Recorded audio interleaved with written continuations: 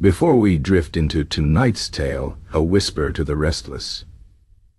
If these stories find you in the quiet hours, consider subscribing to New Nightfall Notions, where the mundane meets the macabre, and the lullaby hums with a hint of mischief. Now, let us wander into the first chapter of a story best told with the lights dimmed and the hour late. Chapter 1. The Midnight Bargain. The clock struck 3, and Elias Wickett was, as usual, awake. Not the kind of awake that comes with vitality or purpose, but the hollow, grating sort that scrapes the inside of one's skull like a teaspoon against porcelain. He had tried every remedy known to man, warm milk, lukewarm and foul. Counting sheep, they kept morphing into tax collectors, even reading the dullest agricultural pamphlets from 1823. A truly heroic effort in self-torture. Nothing worked. So, he took to pacing the cobbled streets of Black Hollow, a town whose name should have been warning enough. It was on one such meandering stroll that Elias encountered the demon. Not that he knew it was a demon at first. The figure leaning against the lamppost was, admittedly, unusually tall, and draped in a coat that seemed to drink the moonlight rather than reflect it. But Black Hollow was full of odd characters. Blacksmiths who muttered to their anvils, bakers who kneaded dough with the intensity of philosophers. So Elias merely nodded and made to pass by. "You look like a man who'd trade his left shoe for a good night's sleep," said the figure. Its voice was smooth, the kind of sound that could slip between ribs and curl around a heart without permission. Elias paused.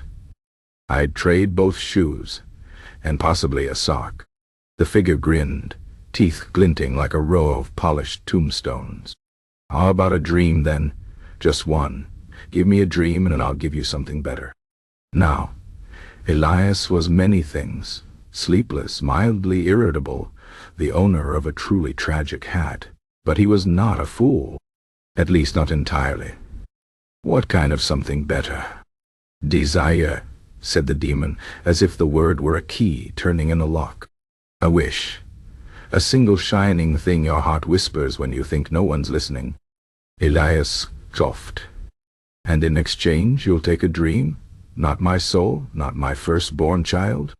The demon waved a hand, its fingers too long, too elegant. Souls are overrated, and children are messy. But dreams, dreams are interesting. They're the only currency that's different every time. Elias hesitated. It was a bad idea. A terrible idea. The kind of idea that would make his late grandmother rise from her grave just to smack him with her umbrella.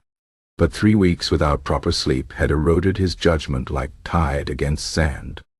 "Fine," he said. "One dream, for one wish." The demon's smile widened. "Lovely, let's shake on it." Their hands met, and Elias felt a cold rush, as if he'd plunged his arm into a winter river. A flicker of something passed between them, a memory, a fragment of color and sound. His dream, whatever it was, slipping away. Then the demon leaned in. "The terms are simple. You'll get your wish by sunrise. But remember, no refunds, no revisions, and whatever you do, don't look too closely at the shadows." Before Elias could ask what that meant, the demon was gone, leaving only the scent of burnt sugar and the creeping sensation that he'd just made a very large mistake. Back in his cramped apartment, Elias waited. Nothing happened. No sudden riches, no epiphanies, not even a decent cup of tea.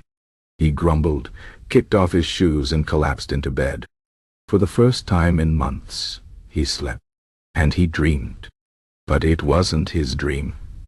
It was a vast, hungry thing, a landscape of writhing streets and shifting doors, a place where the sky pulsed like a living membrane. And in the center of it all stood the demon, except now it wore Elias's face, and it was laughing. Elias woke with a gasp, his sheets damp with sweat. The room was too dark, the air too thick. And then he saw it, a shadow in the corner, deeper than the rest, twitching like a spider testing its web. He remembered the demon's warning. But curiosity, as it so often does, got the better of him. He looked. The shadow looked back. And then it smiled. Chapter 2. A History of Dream Thieves. Elias Wickett was not, as he would bitterly remind anyone who asked, the first fool to trade a dream for a wish. History, in all its dubious wisdom, was littered with the bleary-eyed, the desperate, and the outright gullible who had shaken hands with something that had too many teeth and not enough patience. Take, for example, Brother Aloysius of the monastery of St. Drogo, the unwashed, circa 1347. A man of God, yes, but also a man who had not slept properly since an unfortunate incident involving a possessed cheese wheel. When a shadow in the cloister offered him the rest of the righteous in exchange for one little dream, Aloysius, being both devout and severely under-caffeinated, assumed it was a divine bargain. He awoke the next morning with a full night's sleep, yes, but also with a distinct impression that his dreams had been replaced by something else entirely. Every night thereafter, he dreamt of a vast, grinning mouth reciting the book of Revelations backward in a language that made his teeth ache. He spent the rest of his days trying to exercise his own head, much to the annoyance of his fellow monks, who had already resigned themselves to the cheese incident. Then there was Madame Hortense Lefebvre, the so-called insomniac of Versailles, who in 1783 made a deal with a well-dressed entity she mistook for an eccentric Swiss banker. Hortense, plagued by the kind of sleeplessness that turns even the most glamorous courtier into a hollow-eyed ghoul, traded a single dream for the secret to eternal wakefulness. She got her wish. She never slept again. Not even when she begged for it. Not even when she tried to drown herself in a vat of lavender-scented bathwater. She lived to the ripe old age of 104, wide-eyed and twitching, watching every single person she ever loved die before her. The demon, when asked about this technicality, merely shrugged and said, "You didn't specify a pleasant wakefulness." And who could forget Professor Reginald P. Quibblethorpe, the Victorian expert on oniric phenomena, who in 1892 wrote an entire treatise on the benefits of dream, bartering after his own alleged encounter with a nocturnal merchant. Quibblethorpe claimed to have exchanged a recurring nightmare about being chased by sentient hat-stands for unparalleled academic clarity. His colleagues later noted that his work did, indeed, become remarkably focused, if one considered focus to mean obsessed with proving that all human dreams were actually the work of a subterranean race of mollusk people. He was last seen attempting to mail himself to the center of the earth in a specially reinforced trunk, shouting something about negotiating with the Cephalopod Council. Elias, upon discovering these accounts in a mildewed book titled YHA, Compendium of Unfortunate Bargains, conveniently left open on his desk by forces he chose not to examine too closely, felt a sinking sensation in his stomach that had nothing to do with the questionable meat pie I'd eaten for lunch. Because the problem with history's cautionary tales is that they're always about why other people. Easy to scoff at Brother Aloysius and his cheese trauma, to roll one's eyes at Madame Lefebvre's lack of contractual specificity, to tut at Quibblethorpe's descent into mollusk-based madness. But when it's you sitting in a dimly lit room, watching your own shadow detach itself from the wall, and start rifling through your bookshelf, well, suddenly, the past seems less like a series of amusing anecdotes and more like a very long, very detailed instruction manual on how to be thoroughly ruined. Elias's shadow, now fully animate, had taken to rearranging his possessions when it thought he wasn't looking. His favorite pipe was now in the sugar bowl. His socks had migrated to the pantry. And worst of all, his copy of A.A. Gentleman's Guide to Proper Etiquette had been replaced with a different book entirely. One titled Be the Fine Print. A primer for the Doomji. He tried to confront the thing. "What exactly did you take from me?" he demanded, as the shadow paused in the middle of folding his spare cravat into the shape of a duck. The shadow did not answer. It never did. But that night, as Elias drifted into another fitful sleep, he dreamt of a vast, echoing library where every book bore his name, except the words inside were wrong. distorted, as if someone had rewritten his memories while he wasn't looking. And in the center of it all sat the demon, flipping lazily through a volume titled Gilead's Edition G. It glanced up, smiled, and said, "You really should have read the fine print." Outside, the clock struck 3. Somewhere in the world, another insomniac was making a very bad decision. And history, as it always did, prepared to repeat itself. Chapter 3. The First Dream. A Merchant's Regret. Elias did not so much fall asleep that night as he was dragged under, not by the gentle pull of exhaustion, but by something far more deliberate, like a fisherman yanking a hooked trout from a stream. One moment he was staring at the ceiling, counting the cracks in the plaster. 11, up from 9 last week. A troubling development. The next he was standing in the middle of a bustling 17th century Dutch port, the air thick with the scent of salt tar and something far more exotic, cinnamon, cloves, nutmeg, spices piled in burlap sacks taller than a man. He realized with the peculiar clarity of dreams, no longer himself. Or rather, he was himself, ganting someone else, wearing another man's skin like an ill-fitting coat. His hands, calloused, ink-stained, faintly citrus-scented, belonged to one Willem van der Meer, spice merchant of Amsterdam, purveyor of fine pepper, and as of 3 nights ago, a man who had made a very poor decision. Willem had not slept in months. Not properly, anyway. The kind of sleep he longed for was the deep, untroubled sort enjoyed by men who had never once worried about Portuguese privateers, rotting cargo, or the ever-looming threat of bankruptcy. So when a finely dressed stranger in a Leiden coffee-house offered him a solution, one dream, in exchange for unburdened prosperity, Willem, being a man of commerce, assumed this was simply another transaction.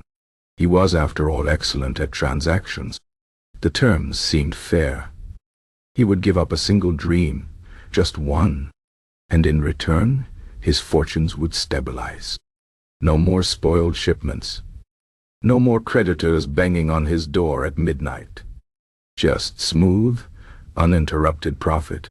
What Willem failed to consider, a recurring theme in these sorts of stories, was that demons, much like tax collectors, have a very different definition of fair. The dream he surrendered was not some inconsequential midnight fancy about sheep or ships.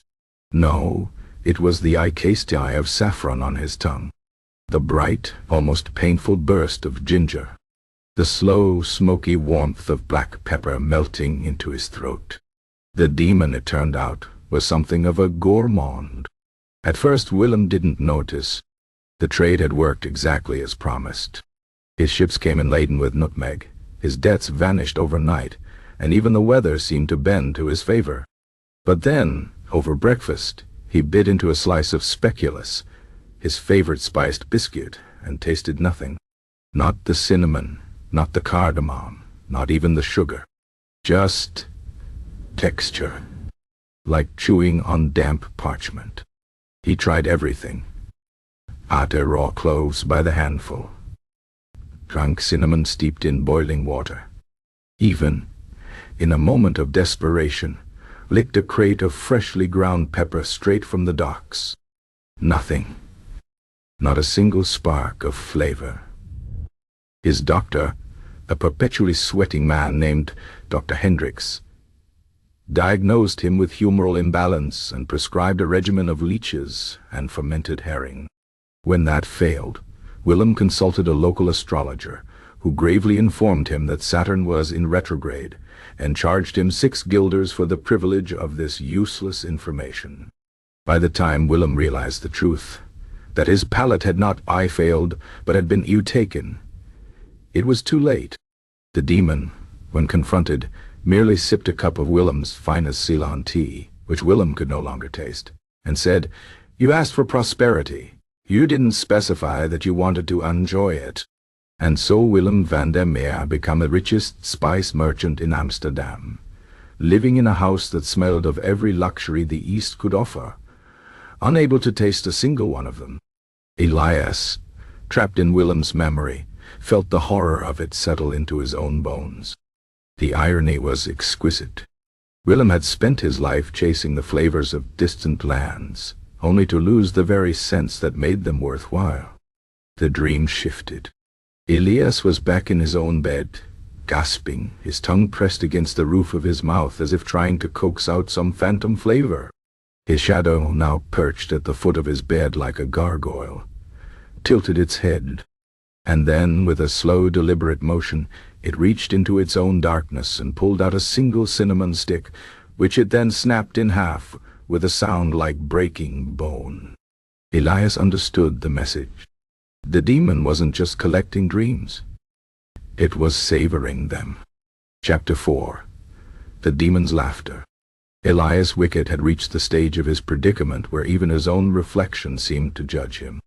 The face staring back from his tarnished mirror was gaunt, shadow-eyed, and he could no longer deny it, ever so slightly haunted. His shadow, now fully autonomous, had taken to mimicking his movements a half-second too late, like a poorly synchronized marionette. Worse, it had developed a habit of lingering whenever he passed a mirror, as if waiting for him to notice just how thoroughly he'd been outmaneuvered. The demon, meanwhile, had not made another direct appearance since their initial bargain. But its presence was everywhere, in the way Elias's tea always went cold, too quickly, no matter how fast he drank it, or how the pages of his books sometimes turned themselves to passages about ancient contracts and the folly of mortals. Once, he even found a single black feather on his pillow, which he promptly burned, only for the ashes to spell out wasteful before scattering themselves into the air. Then came the laughter. It started softly, a mere whisper at the edge of hearing, the kind of sound one might dismiss as wind through a cracked window. But Elias knew better. He had, after all, spent the last few nights dreaming the regrets of dead men. He recognized the cadence of mockery when he heard it. The first time it happened, he was attempting to eat breakfast, a sad, congealed porridge that tasted of nothing in particular, a fact that now filled him with quiet dread. The laughter came from the pantry, a low, delighted chuckle that made the hairs on his neck stand at attention. When he whipped around to look, there was nothing there, just his shadow, leaning against the doorframe in a posture of exaggerated patience. "You find this amusing?" Elias snapped. The shadow did not answer. Shadows rarely do. But the laughter lingered, curling through the room like smoke. By the third day, Elias had taken to muttering to himself, a habit he'd always associated with madmen and elderly aunts. "Right. Fine. You've made your point. A terrible bargain, regret, woe, etc.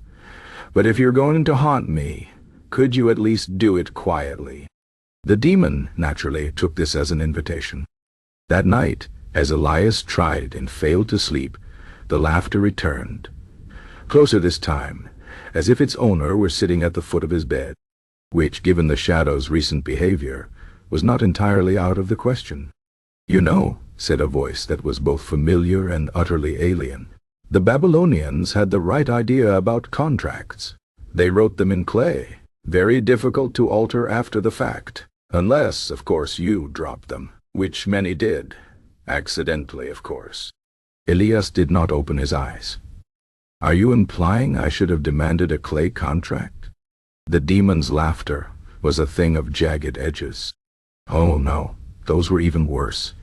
You'd be amazed how many loopholes you can bake into a tablet if you're creative with your cuneiform." Elias risked a glance. The demon was perched on his dresser, idly flipping through what appeared to be a ledger written in a language that hurt to look at.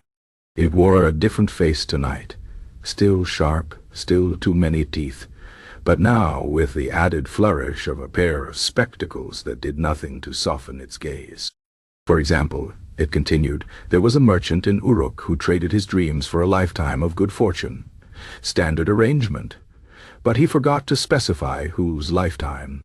The demon's grin widened. "Turns out, mayflies have very short lives. Marvelous fortune, though. For a day." Elias sat up, rubbing his temples. "Is there a point to this, or are you just enjoying yourself?" The demon snapped the ledger shut. Can't it be both? It leaned forward, the spectacles glinting in the dim light. But since you ask, the point, dear Elias, is that you're not special. You're not even original.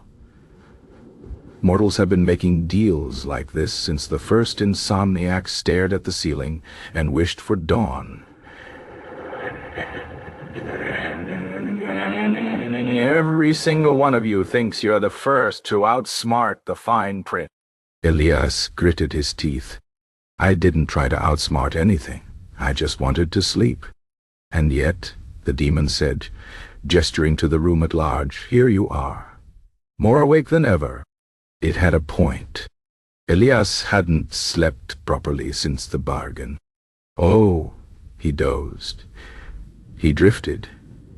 He even blacked out occasionally. But real sleep, the kind that left you refreshed instead of frayed, was gone. In its place were the dreams of others, each one a lesson in regret. The demon hopped down from the dresser, its movements too fluid, too boneless. Tell me, Elias, do you know why we collect dreams? Elias had a sinking feeling he was about to find out. Because, the demon continued, they're the only thing you mortals make that's truly unique. Your art, derivative, your music, repetitive, but your dreams? It sighed, a sound like a dying fire. Everyone is a little masterpiece, and the best part is you never remember them properly, so really we're doing you a favor, preserving them, appreciating them. It leaned in, close enough that Elias could smell burnt sugar and something older, darker. Unlike you, we don't take them for granted. Elias had no reply to that. What could he say? The demon was right. He traded away something precious without even knowing its value. The laughter returned, softer now, almost pitying. Don't worry, the demon said, straightening up. You'll learn, they all do. And with that, it was gone, leaving only the ledger behind open to a page that hadn't been there before. Elias looked. It was a contract. And at the bottom, in smudged but unmistakable ink, was his signature. Chapter 5, The Second Dream. A night's hollow victory. Sleep, when it finally came for Elias, did so with all the subtlety of a collapsing bookshelf. One moment he was staring at the ledger's damning signature. The next he was knee-deep in blood-soaked mud, the metallic stench of warfare thick in his nostrils. His hands? No, not his hands, he realized, were clad in rusted gauntlets clutching a notched broadsword. The body he occupied now belonged to Sir Godfrey of Chantilly, a French knight of the 7th Crusade who had made a bargain of his own beneath the merciless Levantine sun. The dream unfolded with the crisp clarity of a freshly sharpened blade. Godfrey had been losing. Badly. His company had been ambushed near Acre, picked apart by Mamluk archers with cruel precision. As he knelt in the dirt, watching his standard-bearer collapse with 3 arrows protruding from his throat, a figure in Saracen robes approached. Though its eyes burned the color of tarnished coins, and its smile contained more teeth than any man ought to possess. Would you like to win? The demon had asked, as casually as one might inquire about the weather.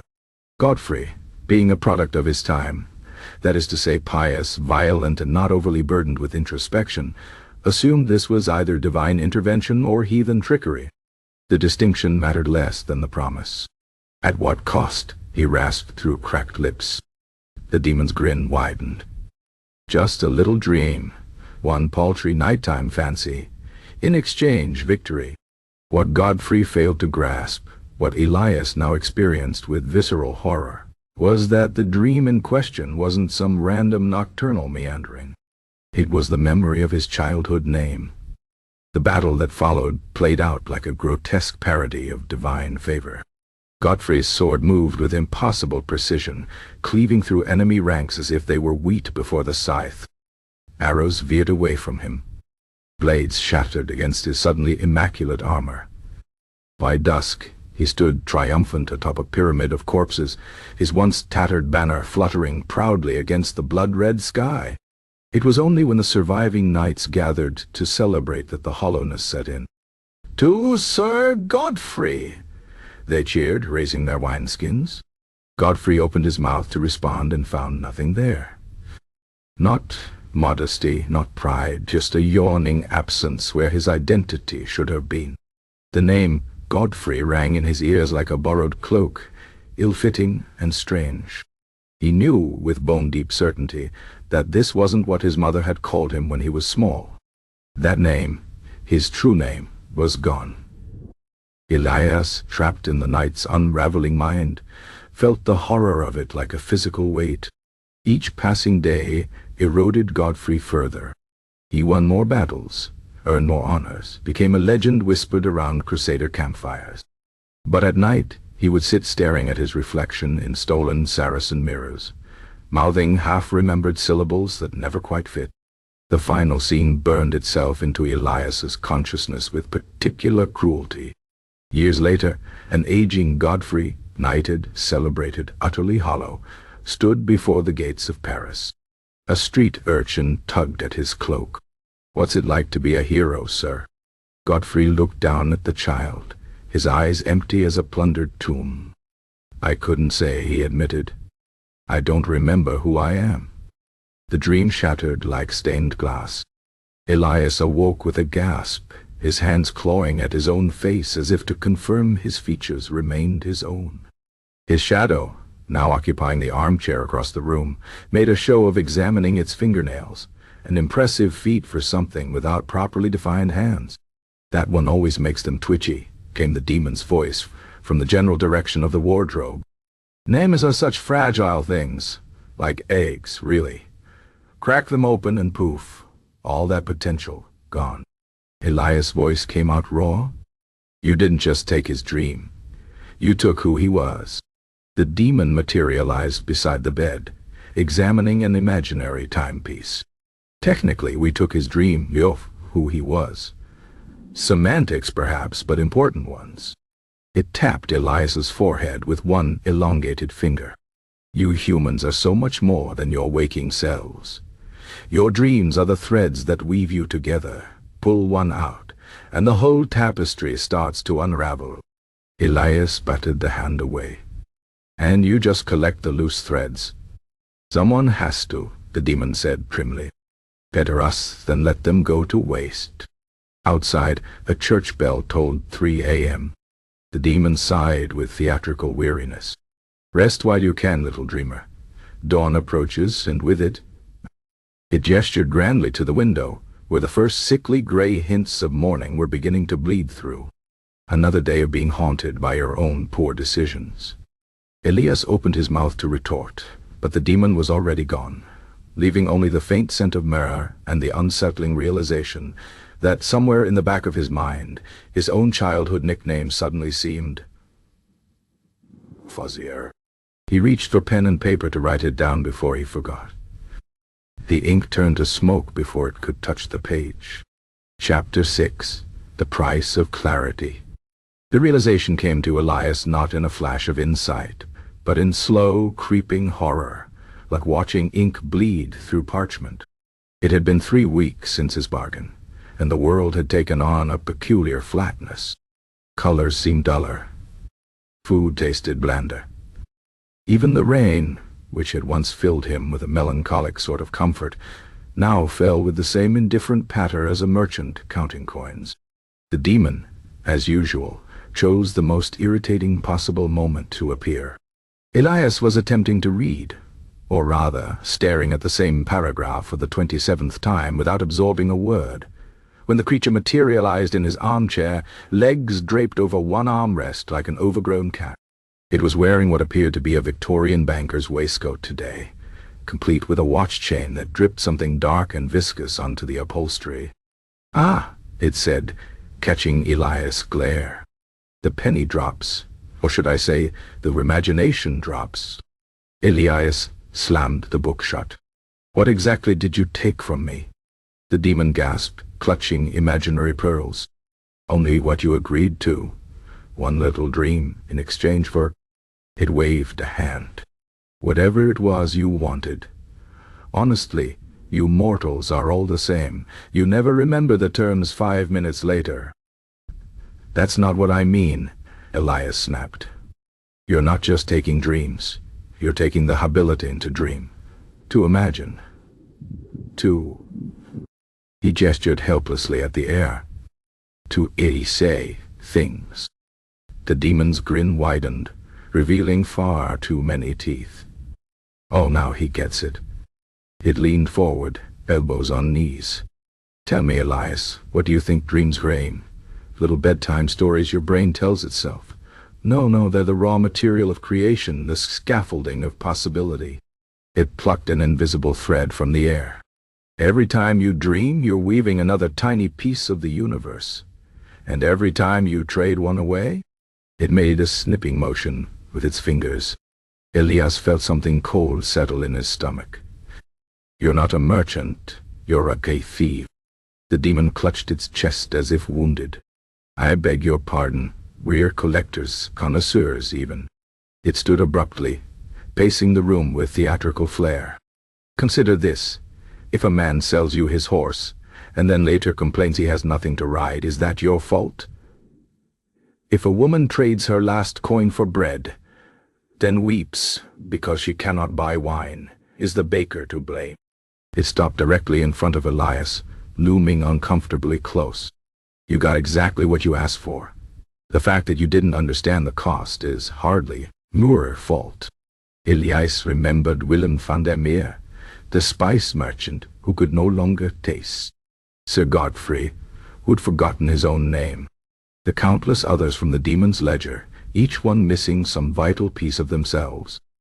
There's nothing fair about this. The demon barked a laugh. Fair? Oh, that's precious. Tell me, when has off-fair ever entered into any transaction? When the taxman comes calling, does he ask if you can afford it to pay? When the landlord demands his due, does he care if you'll eat this week? It leaned down until its nose nearly touched Elias. Fair's a story told to children to keep them from crying at night. The world runs on bargains, little dreamer, and all bargains have costs. Elias swallowed hard. Then why tell me this now? The demon straightened up, adjusting its waistcoat. Because it's more fun when you understand. Watching you flail about ignorantly was amusing for a while.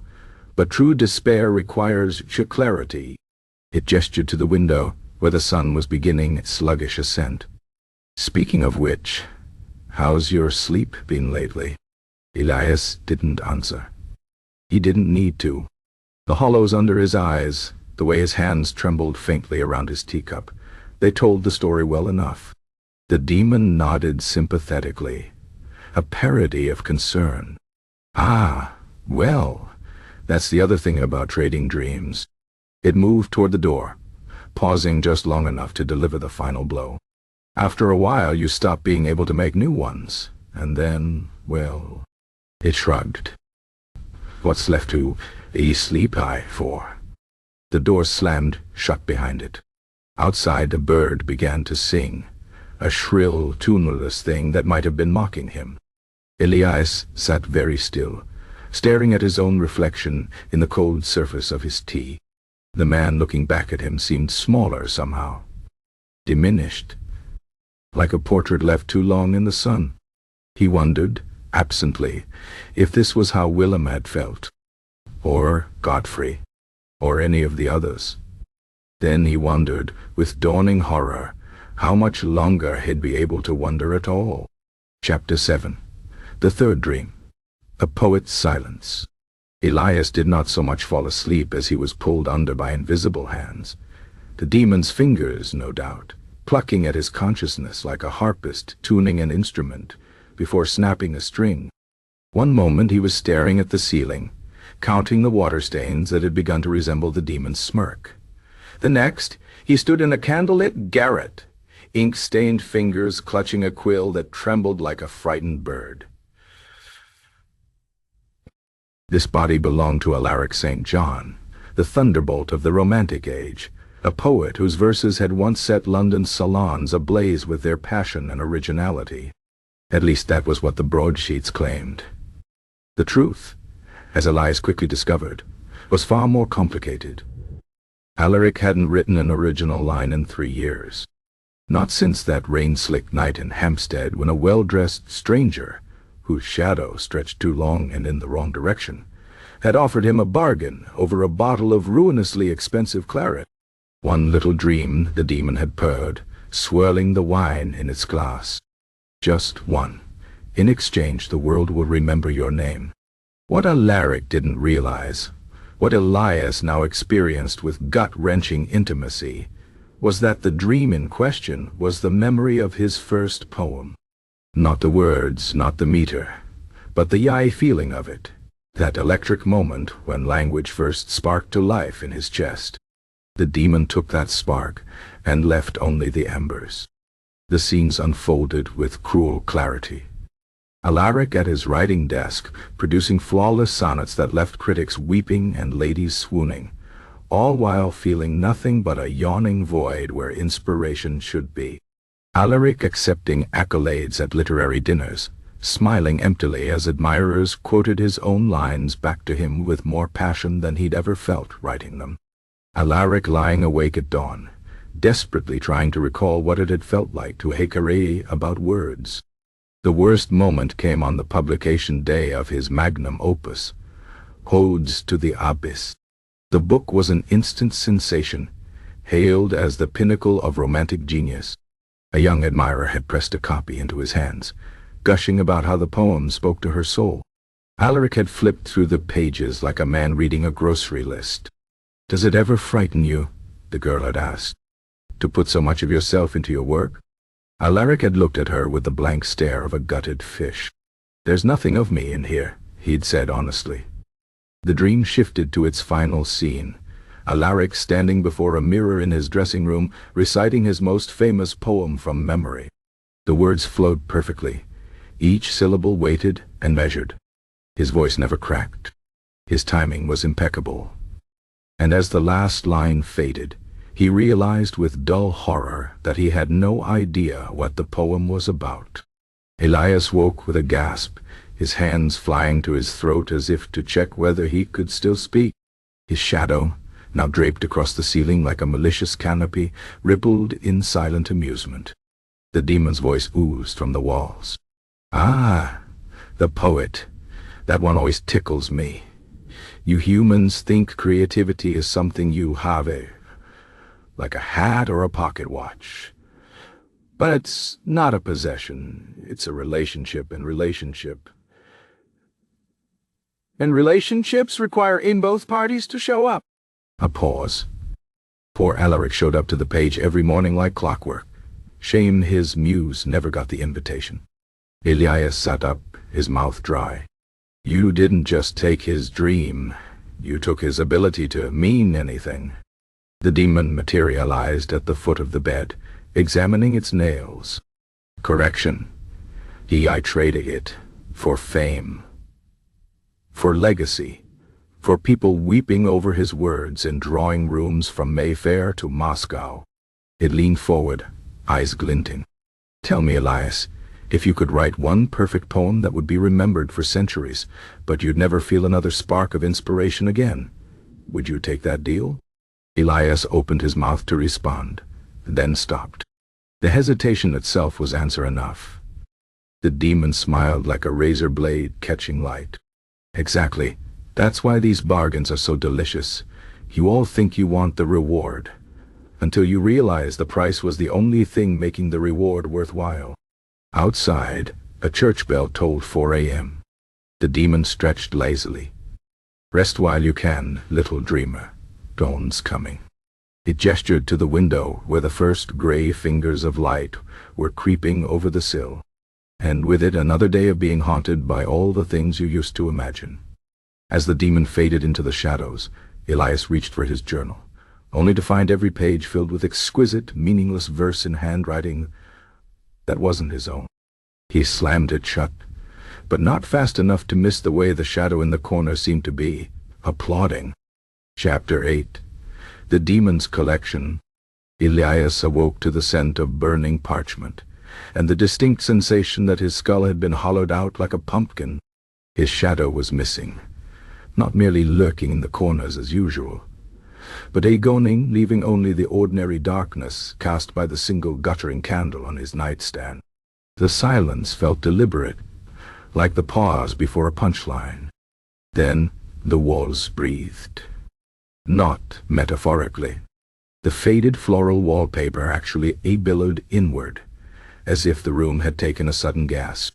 The candle flame stretched impossibly tall, casting elongated shapes that resolved into a doorway that hadn't been there a moment before. A slender, crooked arch of blackened wood that looked less built than extracted from something's ribcage. Elias knew an invitation when he saw one. He also knew he shouldn't accept. But curiosity, that most human of weaknesses, had already slipped its leash.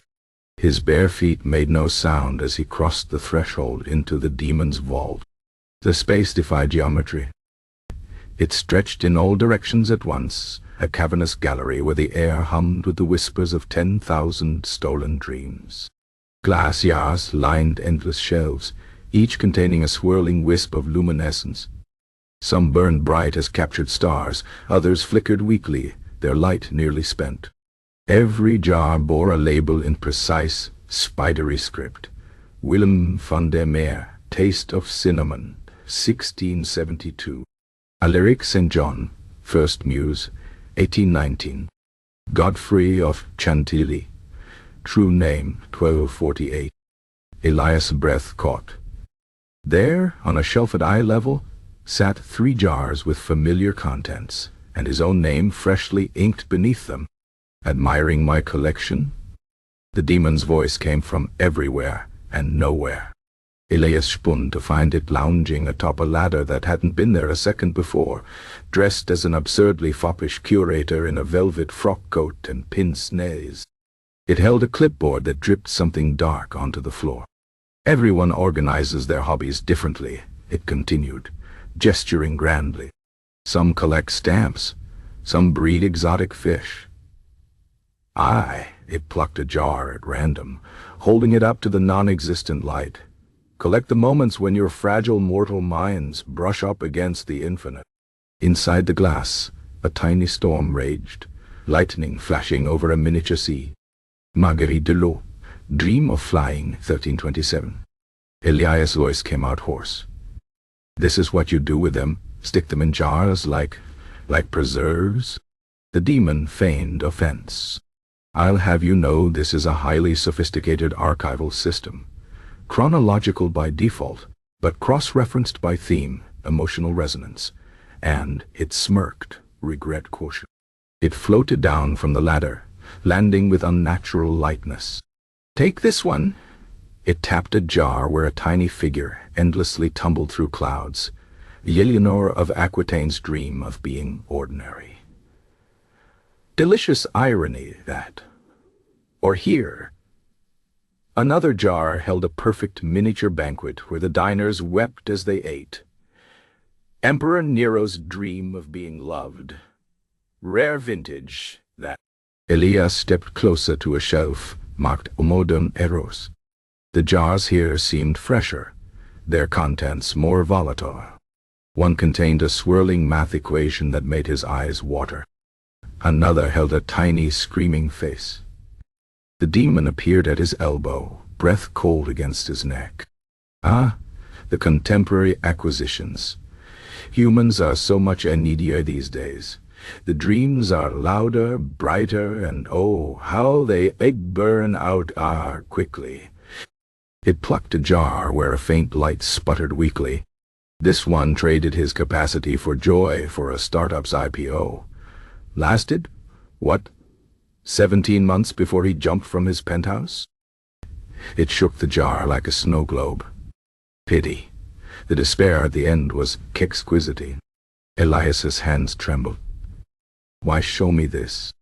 Because you're part of the collection now, the demon said simply. It gestured to the 3 jars bearing Elias's name. Your first traded dream, that little midnight fancy about sailing to Alexandria, gone, the one you bartered last Tuesday. The childhood memory of your mother singing. Poof. and tonight's payment it produced a fresh jar from its coat, into which a wisp of silvery light was already coiling. Very charming little daydream about writing a novel. It screwed the lid on with a satisfied click. Welcome to the archives. Elias lunged for the nearest shelf, hands outstretched. Whether to smash the jars or claim one back, even he didn't know. The demon snapped its fingers. He was back in bed, drenched in sweat, the taste of burnt sugar thick in his mouth. The candle on his nightstand guttered out. From the darkness the demon's voice whispered, "Sweet dreams, little collector's item." And then, worse, far worse, the sound of glass jars gently clinking together in some unseen cupboard, just waiting to be filled. Chapter 9. The Fourth Dream. A widow's clockwork heart. Sleep took Elias like a thief slipping a hand into a coat pocket. Swift.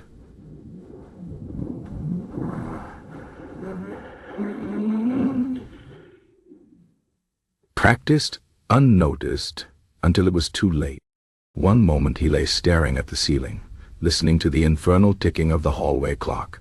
The next he found himself standing in a gas-lit workshop where the air smelled of oil and loneliness. His hands, no, not his hands, were wrapped in leather gloves gone stiff with age, fingers stained with grease. The body he inhabited belonged to Lady Eveline Ashcroft, widow, engineer, and recent patron of very poor decisions. The dream unfolded with the methodical precision of a well-oiled machine. 6 months prior, Eveline had buried her husband beneath an ostentatious marble angel in Highgate Cemetery. Her grief so immense it had become its own weather system, a perpetual storm cloud trailing her from parlor to lecture hall.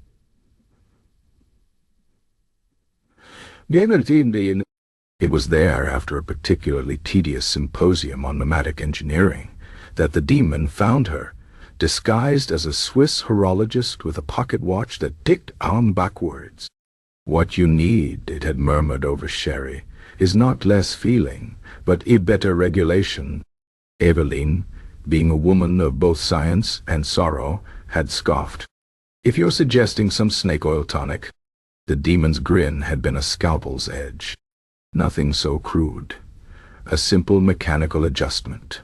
Your heart, it tapped its own chest, producing a hollow metallic sound, is clearly defective. Overheating, leaking, prone to unpredictable pressures. It leaned in, voice dropping to a whisper. "Let me replace it with something more efficient." The terms had seemed reasonable at the time. One dream, just one, in exchange for precision-engineered relief. What Eveline failed to grasp, what Elias now experienced with mounting horror, was that the dream in question was the memory of her husband's laugh. Not the sound, not the circumstance, but the way it had resonated in her chest, warm and ungovernable. The procedure took place in Eveline's own workshop, sans anesthetic. The demon's tools gleamed under the gas lamps. Gears the size of coins, piston rods finer than piano wire, a mainspring that coiled like a sleeping serpent. When it cracked her ribs open, there was surprisingly little blood, just the wet glisten of clockwork exposed to air. "You'll barely feel a thing," the demon lied cheerfully, as it snipped something vital and began threading brass through the hollows where her pulse used to live. Eveline's new heart was a masterpiece. 12-year-old bearings. A governor to regulate emotional surges. A winding key discreetly fitted between her shoulder blades. For the first week she marveled at its efficiency. No more inconvenient tears at breakfast, no more sleepless nights drowning in remembrance. She attended lectures, published papers, organized her dead husband's library with alphabetical ruthlessness. Then the dreams began. Not proper dreams, those had been part of the payment, but mechanical phantoms. The sensation of gears grinding where her heartbeat should be, the creeping dread of overwound springs, the terrible, inescapable sense that something inside her was winding tighter and tighter and tighter. Elias lived through the unraveling, in excruciating detail. Eveline at her dressing table, methodically plucking gray hairs while her reflection's eyes grew wider and more frantic in the mirror. Eveline in her workshop, trying to adjust her own heart with trembling fingers, oil dripping onto her blouse like black tears. Eveline at a dinner party, smiling politely, while her inner mechanisms emitted a high-pitched whine that made the crystal glasses shiver in their cabinets. The final scene burned itself into Elias's mind with particular cruelty. Eveline stood before her husband's grave, the marble angel now streaked with soot from the factories. Her hand hovered over her winding key, already turned 3 times that hour, but she hesitated. "This isn't living," she whispered to no one. Then with sudden violence, she winding the key free. The sound was horrific. A great unwinding, a scream of protesting metal. Cogs burst from her chest in a shower of brass and ruby bearings. Her hands scrambled to stem the flood of oil and something darker, thicker, that smelled suspiciously like regret. As she collapsed onto the grave, Elias caught one last glimpse of the demon, perched atop the marble angel now, swinging Eveline's winding key on its finger like a trophy. He woke with a gasp, hands clawing at his own chest. His room was silent, save for the relentless ticking of the hallway clock, which he now realized with dawning horror hadn't been there yesterday. The demon's laughter drifted up from the baseboards. "Every clock needs a heart, little dreamer, and every heart, well, a series of clicks like tiny gears engaging. Let's just say they all wind down eventually." Elias stared at the wall where his shadow should have been. It was gone. But the ticking continued. Louder now. Closer. And try as he might, he couldn't remember if he'd ever had a shadow to begin with. Chapter 10. The fine print revealed. Elias sat at his kitchen table, staring at a cup of tea that had gone cold 3 hours ago. The steam had long since stopped curling upward, leaving behind a stagnant brown mirror that reflected his hollowed-out expression. He'd stopped checking for his shadow days ago. Either it was gone for good, or it had learned to hide better. Neither possibility comforted him. The demon arrived with the subtlety of a tax collector, unwelcome, inevitable, and carrying an air of bureaucratic menace. It strolled through the front door without knocking, dressed today as a solicitor in a charcoal gray suit that drank the light. A leather-bound contract dangled from one long-fingered hand. "You look terrible," it observed cheerfully, dropping into the chair opposite Elias. "Really just absolutely wretched. Hollow eyes, pallid complexion, that sort of greasy sheen about the temples that speaks to profound existential dread." It leaned forward conspiratorially. "It's working, then." Elias didn't bother looking up. "What do you want?" The demon sighed dramatically and unfurled the contract across the table. "Merely to clarify some terms. There seems to be some confusion about the nature of our arrangement." Its fingernail, black and slightly curved, like a raven's claw, tapped a densely worded paragraph near the bottom. Elias squinted. The text squirmed under his gaze, letters rearranging themselves like ants under a disturbed log. "I can't read this." The demon clucked its tongue. "Ah, yes. That would be the perceptual obfuscation clause. Standard boilerplate, really. Let me summarize." It cleared its throat. "By entering into this agreement, the undersigned party, that's you, hereby forfeits not only the specified initial dreams, but all subsequent nocturnal imaginings, reveries, and associated mental ephemera in perpetuity, to be collected at the discretion of the contracting entity. That's me. Until such time as the original dreamer ceases to." It coughed delicately. The silence that followed had weight, substance, like wet wool pressed against the face. Elias spoke very slowly. "You own all my dreams, past, present, and future." The demon beamed. "See? You Asashan read legalese when properly motivated." It leaned back, lacing its fingers behind its head. "To be fair, this was always the arrangement. You just didn't ask the right questions. Outside, a carriage rattled by, its iron-rimmed wheels striking sparks against the cobbles. The sound reminded Elias of the clockwork heart from Evelyn's nightmare, metal grinding against metal until nothing remained but filings. "You're a thief," he said quietly. The demon's smile didn't waver. "I'm an archivistine. Really, you should be flattered. Most mortal imaginations aren't worth the jars I store them in." It produced a small glass vial from its waistcoat pocket and held it up to the light. Inside, a wisp of silver mist coiled and uncoiled like a restless sleeper. "Take last night's offering. That lovely little fantasy about living in a lighthouse. Quite poignant.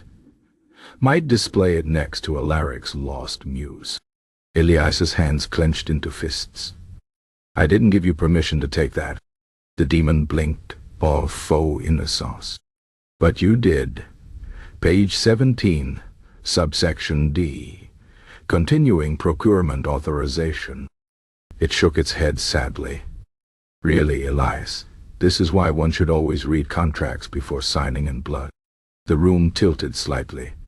Elias gripped the table edge. "There must be a way out." The demon's expression shifted into something almost pitying. "There's always a way out. The question is whether you'll like it." It stood abruptly, chair scraping against the floor like a coffin being shifted. "But let's not spoil the ending. Where's the fun in that?" It was halfway to the door when Elias croaked. "Wait." The demon paused, one eyebrow arched. Elias swallowed hard.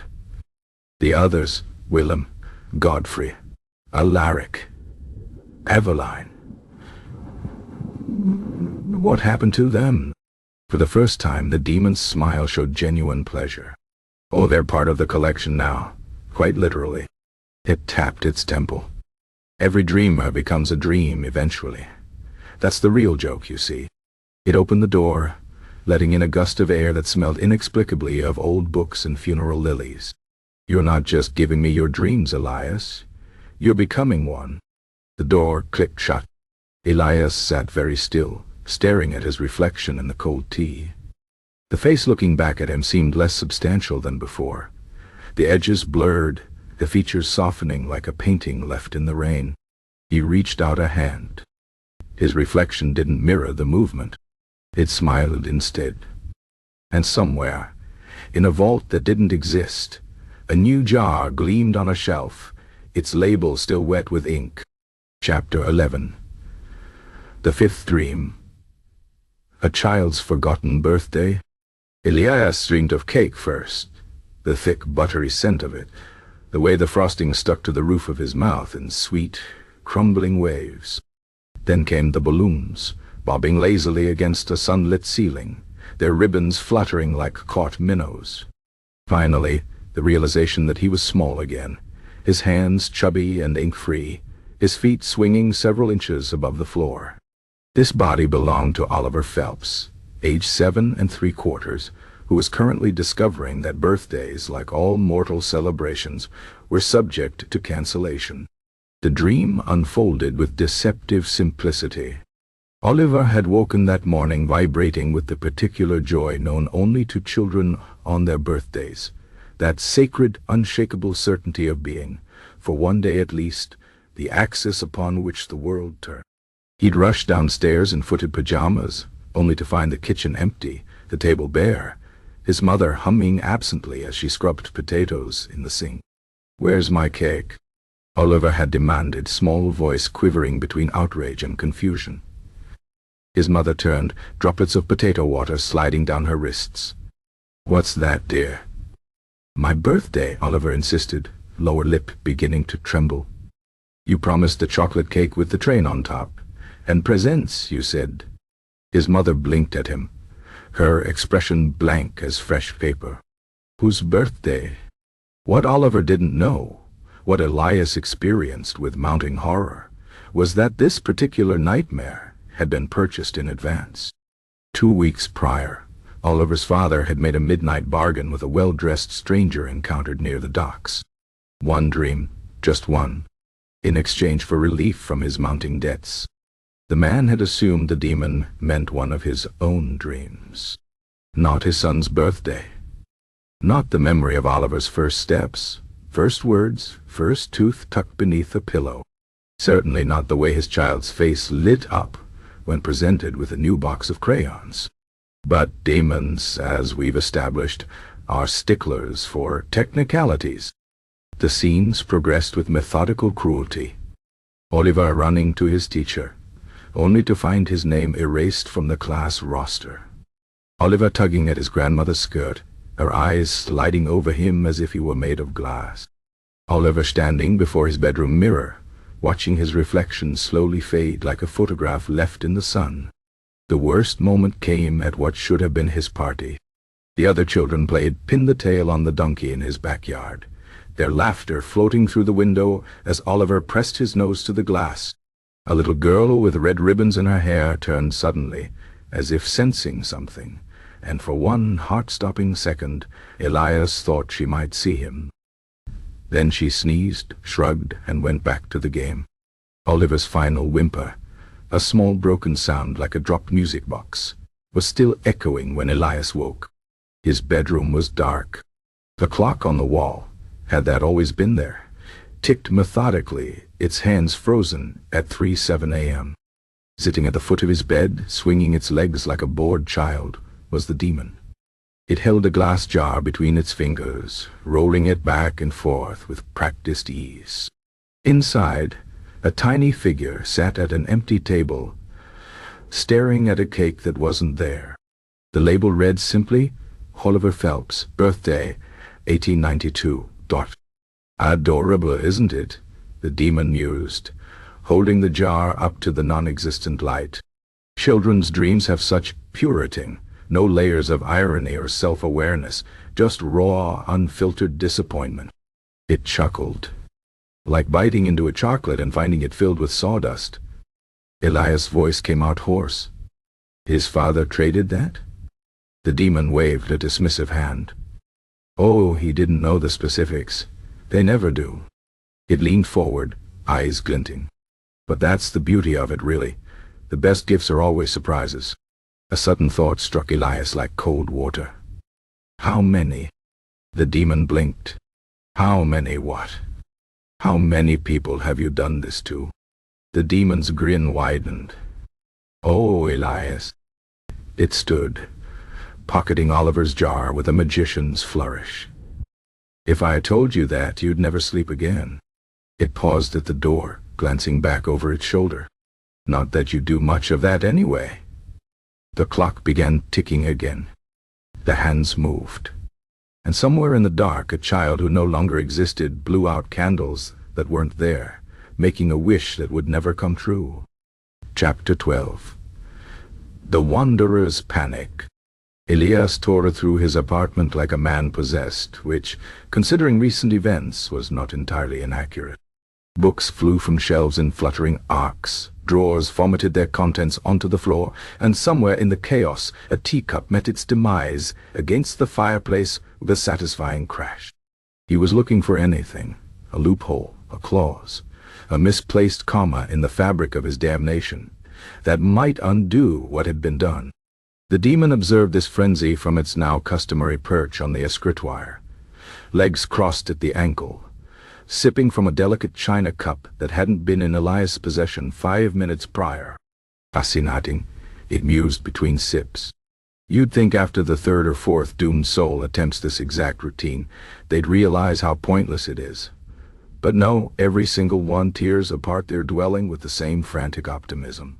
It chuckled, like mice chewing at the walls of a sinking ship. Elias ignored it, focused instead on the legal tome he'd unearthed from beneath a pile of neglected correspondence. The pages smelled of mildew and desperation. The demon set its cup down with an exaggerated clink. In 1742, a Venetian magistrate tried to sue me. Can you imagine? Drafted an entire brief in Latin, cited obscure canon law, even procured a notary to witness his signature. It leaned forward, grinning. Turns out infernal contracts supersede mortal courts. Who knew? Elias's finger paused on a passage about contractual nullification. "Ah," the demon said, following his gaze. "The old unenforceable due to unequal bargaining power argument. Tempting, isn't it? Of course, it does rather hinge on both parties being human." It plucked an invisible thread from its sleeve. "Or alive, for that matter." The book hit the wall with a thud. 1839, the demon continued cheerfully. A Parisian actress thought if she never slept again, she couldn't dream. Lasted 17 days before hallucinating so violently, she tried to strangle her own reflection. It sighed nostalgically. "I still use her dreams of stardom as cocktail garnishes." Elias turned to the fireplace, gripping the mantel until his knuckles blanched. The demon's reflection smirked at him from the soot-streaked mirror above. "There was a Prussian soldier in 1602 who attempted to outwit me by only dreaming in his native tongue," it said. "Rather clever, really. Pity he forgot I'm multilingual." A thought struck Elias. What if I stopped dreaming entirely? The demon's laughter was a saw blade on bone. "Oh, that's precious. As if willpower has ever stopped a heart from beating or lungs from breathing." It stood, straightening its cuffs. "Dreaming isn't a hobby, Elias. It's a biological imperative. The only difference now is that yours belong to me." Elias whirled, a wild half-formed plan involving holy water and silver flashing through his mind. The demon skeked. "Don't bother. The Hungarian witch who tried that in 1694, her final dream, the one where she vanquished me with a splash of baptismal font, makes an excellent paperweight." The room spun. Elias gripped a chair back for support. "There has to be a way." "There is," the demon admitted. "But you won't like it." It plucked an apple from the air and took a vicious bite. Juice ran down its chin like venom. They never do. Outside, the church bells tolled 4 a.m. Somewhere in the city, a dog howled. And in Elias's chest, something small and vital, or perhaps or merely the memory of it, curled up and died. The demon polished its apple against its lapel. "Shall I tell you about the Tibetan monk who tried meditation? Or the Bavarian clockmaker who engineered a dream catcher? Or—" Elias stopped listening. The answer, he realized with dawning horror, wasn't in the books. It was in the jars. And the demon knew it. Chapter 13. The Sixth Dream. An Astronomer's Blind Sky. Elias plunged into the dream like a stone dropped into ink. Swift, silent, and without ceremony. One moment he was staring at the cracks in his bedroom ceiling. The next, he stood on an observatory balcony, the cold bite of a brass telescope pressing against his right eye. The body he inhabited belonged to Professor Alistair Cook, FRS, renowned celestial cartographer, and, as of last Tuesday, the proud owner of the worst bargain in astronomical history. The dream unfolded with cruel precision. Alistair has spent 37 years mapping the heavens, his notebooks filled with meticulous sketches of lunar craters and comet trajectories. Yet the more he observed, the more certain he became that the cosmos was hiding something from him, some fundamental truth that danced just beyond the edge of his perception. The demon had appeared during the Leonid meteor shower, disguised as a visiting Prussian academic with a gold-rimmed monocle that reflected the night sky a little too perfectly. What if it had whispered over brandy that smelled suspiciously of burning copper? You could trade mere sight for true understanding. Alistair, being a man who valued knowledge above all else, including common sense, had barely hesitated. One dream, just one, in exchange for cosmic enlightenment. What he failed to realize, what Elias now experienced with gut-churning clarity, was that the dream in question was the memory of his first glimpse of the Milky Way as a child, not the astronomical phenomenon, but the wonder it inspired. The procedure was conducted without anesthesia. The demon's tools gleamed under the observatory's gas lamps. A silver spoon for scooping out optic nerves, a pair of tweezers that bent light like taffy, a velvet-lined box to store whatever it removed. When it pressed its thumbs against Alistair's eyes, there was a sound like distant supernovas collapsing into silence. Marvelous, the demon had murmured as it worked. Do you know most humans only perceive 3% of the visible spectrum? Criminal, really. Like listening to a symphony through a keyhole. Alistair's new vision was indeed magnificent. He saw solar winds as shimmering ribbons, traced the gravitational ballet of binary stars with his bare hands, watched quasars pulse like living things. The Royal Society awarded him medals. Kings begged for private consultations. His published papers revolutionized astrophysics. Then the dreams started.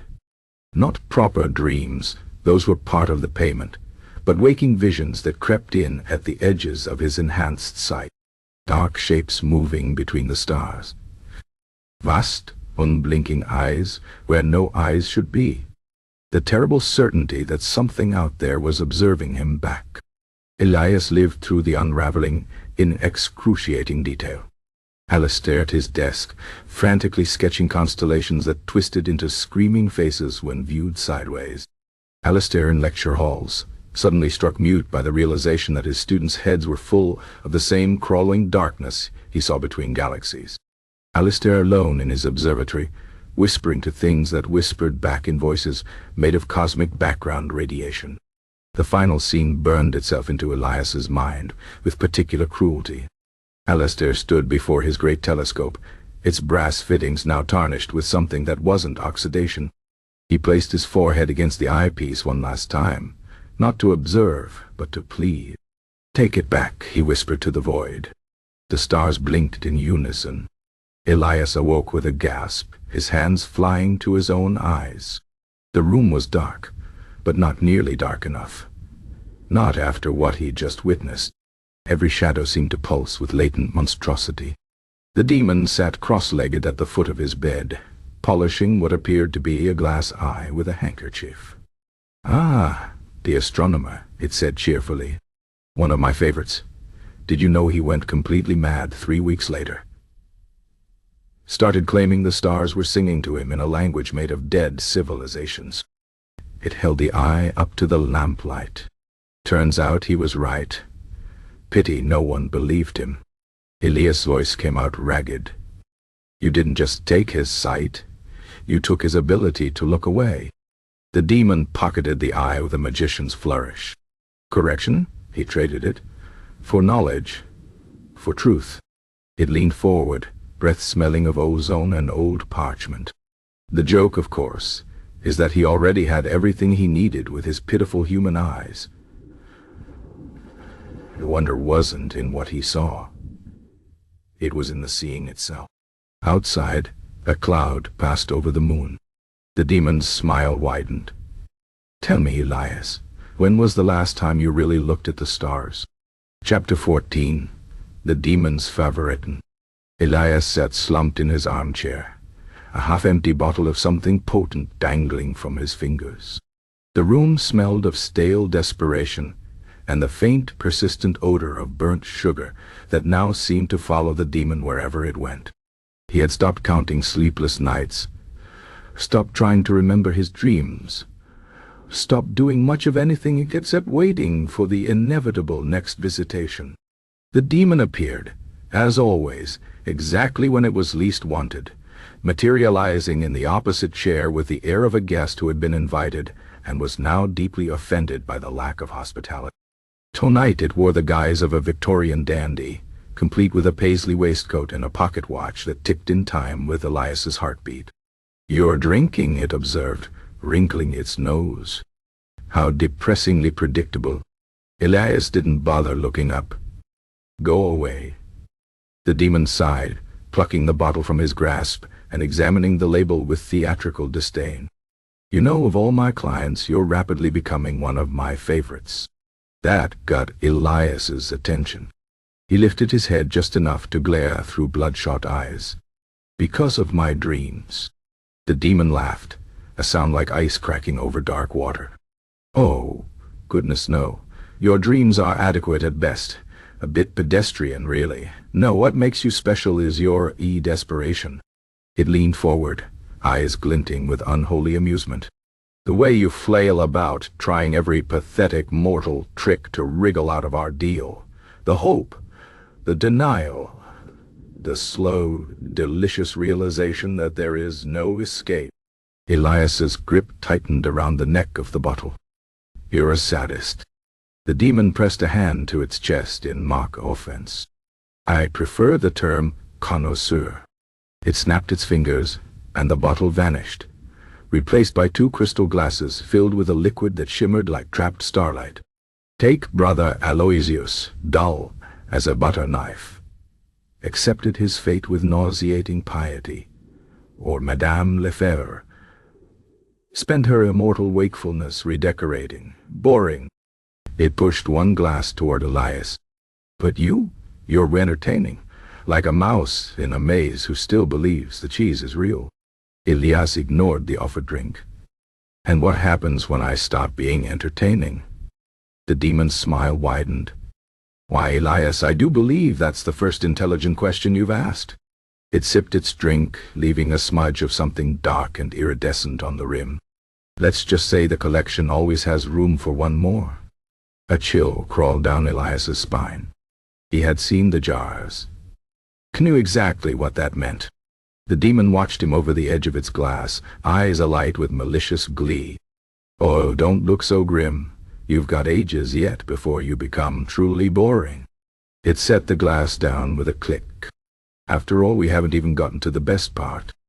Elias knew better than to ask. Knew he shouldn't take the bait. But 3 weeks without proper sleep had eroded his self-control as surely as the sea wore down cliffs. What best part? The demon's grin was a blade in the dark. Why, watching you beg. Chapter 15. The 7th Dream. A king's empty feast. Elias fell into the dream like a man sinking into quicksand, swift, inexorable, and with the certain knowledge that struggling would only make it worse. One moment he was lying on his threadbare settee, staring at the water stains on the ceiling. The next he was seated at a banquet table that stretched farther than the eye could see, his fingers slick with grease, his mouth stuffed with the cloying sweetness of spiced wine. The body he inhabited belonged to King Aldrich the Gluttonous, ruler of some forgotten principality, whose appetite was legendary even among kings. His feasts were the stuff of ballads, 12-course meals that lasted days, exotic delicacies imported at ruinous expense, whole oxen roasted in pits dug into the palace floor. But no matter how much he ate, the hunger remained, gnawing at him like a beast trapped in his belly. The demon had come to him during one such feast, disguised as a foreign ambassador draped in silks that shimmered like oil on water. It watched with amusement as Aldrich devoured an entire peacock stuffed with figs, its golden feathers still clinging to the crispy skin. "Wouldn't you rather," the demon murmured, leaning in as servants cleared the platters, "never hunger again?" Aldrich, his fingers sticky with grease, had paused mid-bite. "Speak plainly." The demon's smile was a sickle moon. "A simple trade. 1 dream, just 1, in exchange for endless abundance. You'll never want for food again." What Aldrich didn't realize, what Elias now experienced with visceral horror, was that the dream in question was the memory of his first taste of bread as a child. Not the bread itself, but the warmth in his chest when his hunger had been satisfied for the first time in his life. The demon didn't just take his hunger. It took his ability to feel full. The feast that followed was obscene in its excess. Mountains of roasted meats rose like hills upon the table. Rivers of wine flowed in silver channels carved into the wood. Pies burst with songbirds that took flight when sliced open. Aldrich ate and ate and ate, his belly distending, his fingers cramping around golden cutlery. Yet no matter how much he consumed, the hunger remained, sharp as a blade between his ribs. Elias lived through the unraveling in grotesque detail. Aldrich ordering his cooks to prepare ever more extravagant dishes. Unicorn flesh, which was just horse with a clever horn attachment, phoenix eggs, Ordinary chicken eggs painted gold. Even rumors of meats best left unidentified. Aldrich weeping into his plates as servants force-fed him, his jaws working mechanically, his throat convulsing around food that brought no relief.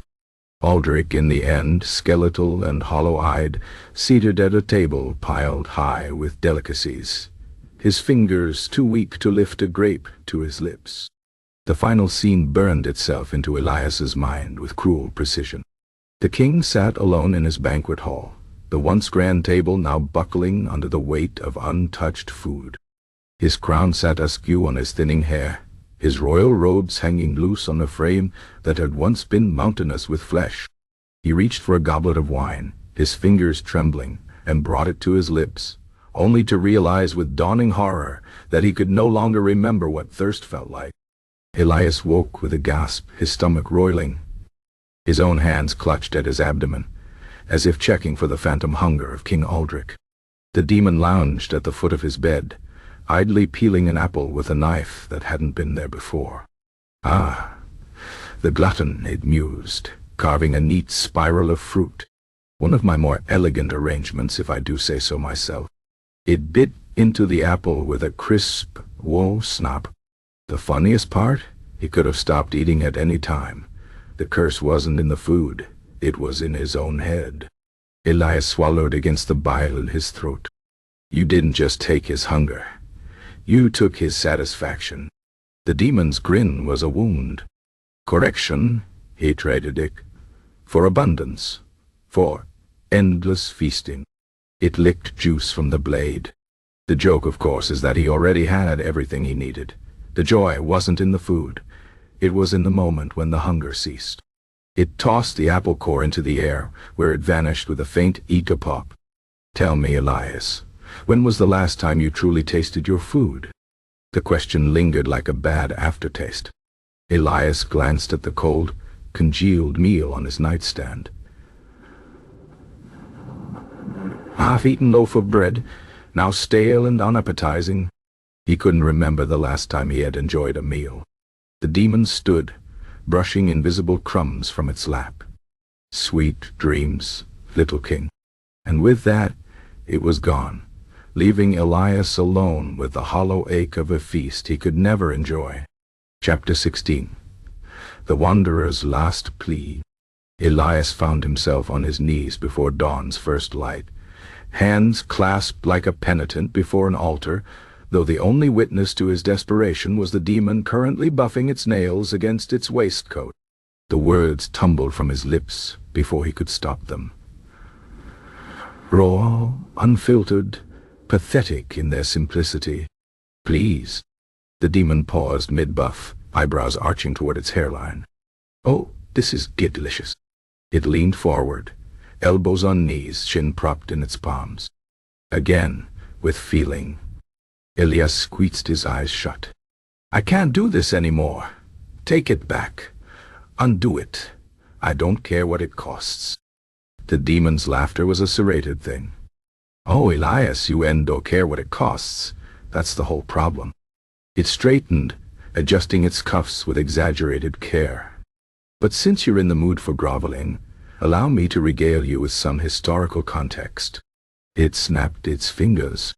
The air shimmered, and suddenly the room was crowded with translucent figures, dozens of them, each frozen mid-plea, their mouths open in silent screams.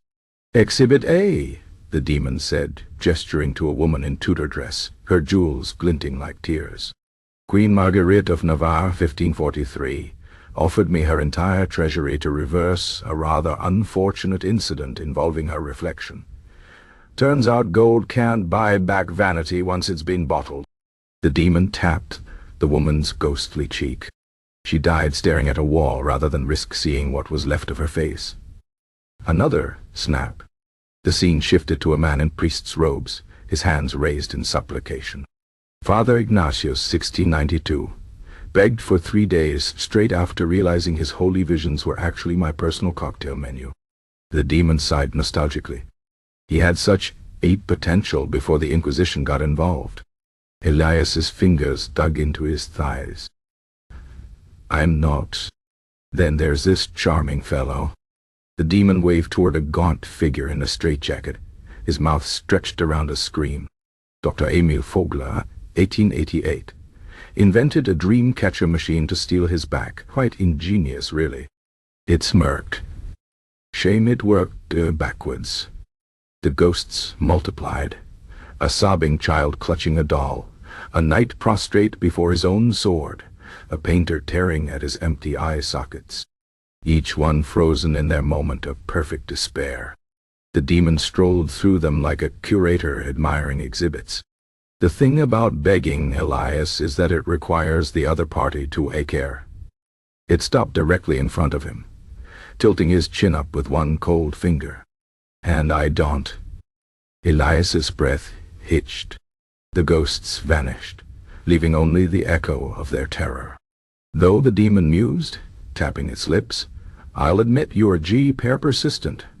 Most break after the 5th or 6th dream. It grinned. Let's see how many more you can take. The first rays of sunlight pierced the curtains. Elias slumped forward, his forehead pressing against the floorboards. Somewhere, a clock struck 7. And in the silence that followed, the demon began to hum. Chapter 17, The 8th Dream, A Lover's Echo. Elias did not dream so much as drown, sinking into the memory of another life, another sorrow, as if the past had opened its jaws and swallowed him whole. One moment he was staring at the cracks in his bedroom ceiling. The next, he stood in a sunlit garden where roses wept petals onto cobblestones, his hands clutching a letter that smelled of lavender and loss. The body he inhabited belonged to Eleanor Hartwell, spinster, poet, and recent architect of her own ruin. The dream unfolded with slow, aching precision. 6 months prior, Eleanor had buried her beloved Catherine beneath the old oak at the edge of the estate, the same tree where they had exchanged promises never meant to be kept. The grief had been unbearable, a living thing that coiled around her lungs and squeezed. So when a well-dressed stranger appeared at her door one rain-slicked evening, offering solace, she had listened. One dream, the demon had murmured over tea that tasted of forgotten summers. Just one. In exchange for peace, Eleanor, her hands shaking around her cup, had assumed it meant some inconsequential midnight fancy. Not the memory of Catherine's laugh. Not the way her fingers had felt intertwined with Eleanor's own. Certainly not the scent of her hair in the morning light. But demons, as we know, are precise in their predation. The aftermath was exquisite in its cruelty. Eleanor woke the next morning lighter than she had been in months, the weight of grief mysteriously lifted. She strolled through the garden without weeping. She sorted through Catherine's belongings without collapsing. She even entertained guests without once reaching for the absent hand that should have been beside hers. Then the ghost came. Not Catherine, never Catherine, but something wearing her shape, a hollow-eyed mimicry that lingered at the edges of Eleanor's vision. It sat across from her at breakfast, its fingers leaving no impression on the tablecloth. It stood behind her in mirrors, its mouth moving soundlessly. It waited at the foot of her bed each night, its presence a scream Eleanor could almost remember. Elias lived through the unraveling in excruciating detail. Eleanor chasing the ghost through moonlit halls, her slippers whispering against cold marble. Eleanor tearing apart Catherine's old letters, desperate to find some trace of the woman she had loved, only to discover the words had become meaningless scratches on paper. Eleanor kneeling before the demon when it returned, begging to know why the piece she had purchased felt so much like damnation. The demon had smiled then, its teeth glinting like a row of tombstones. You asked to forget the pain, Eleanor. You never specified you wanted to keep the love. The final scene burned itself into Eilas's mind. Eleanor standing before Catherine's portrait, her fingers brushing the frame. The ghost hovered just behind her, its hands outstretched in mockery of an embrace.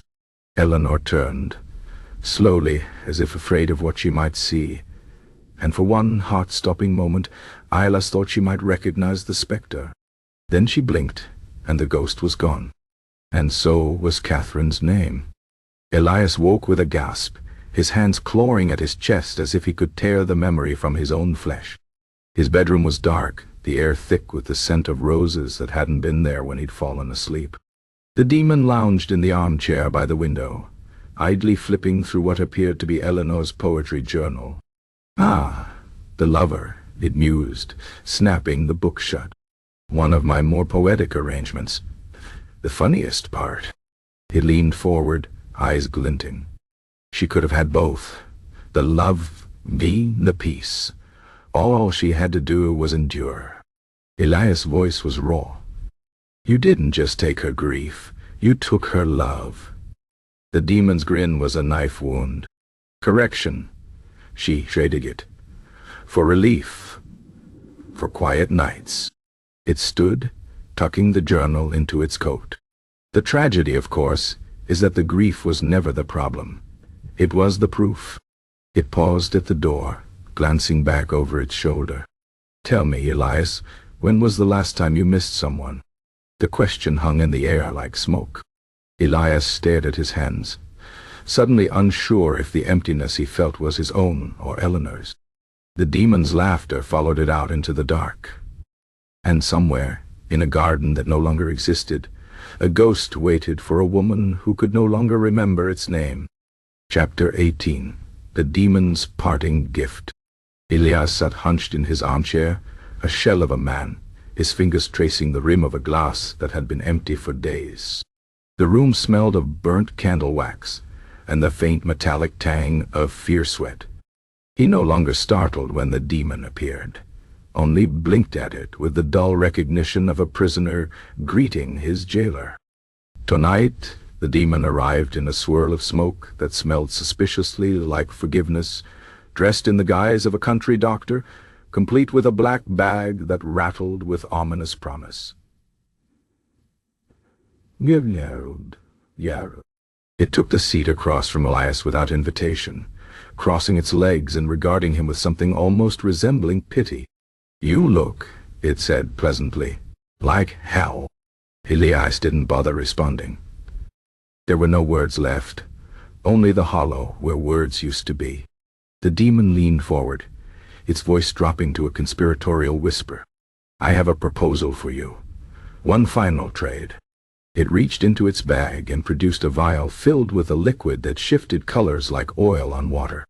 Forget everything, every dream, every nightmare, every moment since we met. It swirled the vial, the liquid casting prismatic shadows on the walls. In exchange, one peaceful night's sleep. Elias's breath caught. His fingers twitched toward the vial before he could stop them. Why? The demon's smile was all teeth. Call it professional courtesy. Even we have standards. It placed the vial on the table between them with a soft click. Of course there is the matter of payment. Elias knew better than to trust it. He knew this was another trick, another twist of the knife. And yet, how much? The demon waved a hand. Oh, nothing new. Just a formality, really. It reached into its coat and produced a familiar contract. The parchment yellowed with age. You see, we already agreed to this particular clause. Page 42, subsection D, final termination agreement. Tapped a line of text that squirmed under Elias's gaze. You authorized this resolution months ago. Clever, isn't it? Elias's heart stuttered. He reached for the contract with trembling hands, scanning the cramped text until he found it. His own signature, faded but unmistakable, beside a clause he had no memory of signing. The demon chuckled. The beauty is in the simplicity. You wanted to forget the pain? Well, it gestured to the vial. Here's your chance. The room spun. Elias clutched the arms of his chair, suddenly uncertain if any of this was real. The demon, the contract, even his own memories. How many times had they done this before? How many versions of himself had sat in this exact chair, holding this exact vial, trapped in this exact moment? The demon watched him with the patience of a spider. Drink it, and it all goes away. The dreams, the guilt, the knowledge of what you've lost. It leaned in, its breath cold against Elias's cheek. Or don't. Either way, the contract is binding. Elias stared at the vial, the liquid inside swirling hypnotically. Somewhere deep in the ruins of his mind, a voice screamed at him to refuse, to fight, to remember. But the voice was faint and he was so very tired. His fingers closed around the glass. The demon's grin widened. Sweet dreams, Elias. And as the first drop touched his lips, the last thing he saw was his own reflection in the demon's eyes, already fading, already forgotten. Somewhere, in a vault that didn't exist, a new jar settled onto a shelf, its label still wet with ink. Phileas Wickett, himself, 1897. And in the darkness between moments, the demon began to laugh. Chapter 19. The Ninth Dream. The Wanderer's Own Story. Elias dreamed he was standing in a room that was both familiar and utterly alien. His own study, but rendered in smudged charcoal, the edges of the furniture wavering as if seen through smoke. The books on the shelves had no titles. The clock on the wall had no hands. And the man sitting at the desk, the man who was supposed to be him, had a face that kept slipping in and out of focus. The figure at the desk was writing furiously in a ledger, its pen scratching against the paper in a rhythm that matched the pounding in Elias' temples. When it looked up, its eyes were voids, its mouth a thin, jagged line of ink. "You're late," it said. Elias tried to speak, but his voice came out wrong. Thin and frayed, like a poorly tuned violin. "Where am I?" The figure gestured to the room with its pen, splattering ink across the walls. "Where you've always been. Where you'll always be." It tapped the ledger. "Tell me, Elias, do you remember how this story begins?" Elias reached for the memory, but it dissolved like sugar in tea. The midnight bargain. The sleepless nights. The demon's laughter. It was all there, but distant, as if someone else had lived it. The figure sighed and flipped the ledger around. The pages were filled with Elias's handwriting, but the words were melting, letters sliding off the paper like drops of wax. "You see the problem," it said. "Every time you trade a dream, the story loses a little more of itself. Soon there won't be enough left to hold you together." Elias stumbled back, knocking into a chair that hadn't been there a moment before. "This isn't real." The figure laughed, a sound like pages tearing. "Of course it isn't. It's a dream, and dreams are the only thing keeping you real at all." It stood, its limbs elongating unnaturally, its shadow stretching across the ceiling. "But you gave those away, didn't you? Piece by piece, memory by memory?" The room shuddered. The walls peeled back like old wallpaper, revealing darkness beneath. Elias clutched at the desk, but his fingers passed through it like mist. The figure loomed over him, its voice a whisper now. "Tell me, before it's all gone, do you even remember why you started this?" Elias opened his mouth and woke up screaming. His room was exactly as he'd left it. The bed, the chair, the faint scent of burnt sugar lingering in the air. But when he reached for the memory of the dream, it slithered away, leaving only a hollow dread in its wake. The demon sat at the foot of the bed, polishing a glass jar with a cloth. Inside, a tiny figure thrashed silently against the walls. "Ah," it said without looking up. "There you are." Elias's voice was raw. "What did you do to me?" The demon held the jar up to the light, admiring its contents. "Nothing you didn't agree to." It leaned forward, its grin widening. "But tell me, Elias, do you still remember your own name?" The question hung in the air like a noose. Elias stared at his hands. Were they his hands? And realized, with dawning horror, that he wasn't entirely sure. The demon chuckled and tucked the jar into its coat. "Don't worry. It's in the contract. And with that, it was gone, leaving Elias alone in a room that felt less and less like his own with every passing second. Somewhere, in a vault that shouldn't exist, a new label dried on a jar. Elias Wicket, himself, final draft. I deserve.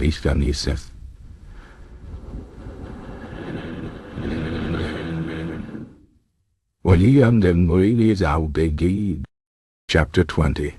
The morning after. Sunlight streamed through the window, crisp and ordinary, painting the floorboards in perfect geometric shapes.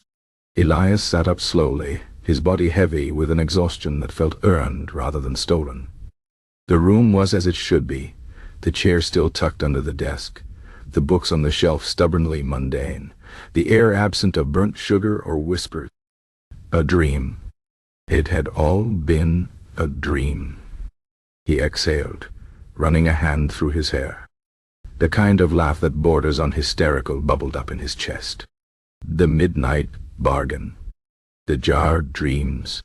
The demon with its too sharp smile. All figments of an overtired mind, nothing more. Then he saw the note. It sat on his nightstand, a single slip of paper that hadn't been there the night before. The handwriting was his own, but the words were not. You always forget the most important part. You were never the first, just the latest. Elias stared at it. The laughter died in his throat.